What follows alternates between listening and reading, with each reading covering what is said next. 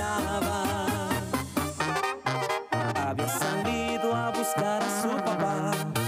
Salió muy triste al dejar su madre sola, pero al llegar a la puerta de la iglesia, mira a su padre, era el novio de la boda.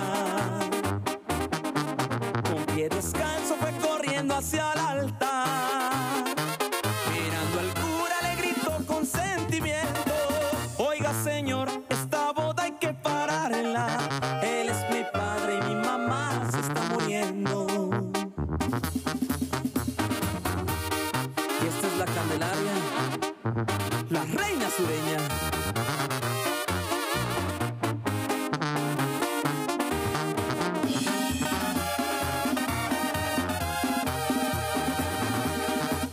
El reverendo miró al novio y preguntó: diga señor, ¿qué es lo que está sucediendo?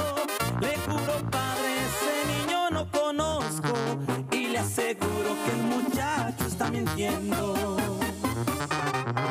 Pero en la iglesia se formó la confusión. Sacan al niño y con más fuerza lloraba. Quedó en la puerta con un nudo en la garganta, mientras que adentro la boda se celebraba. Y sin saber que su madre había muerto, miró a su padre y con su novia del brazo: y usted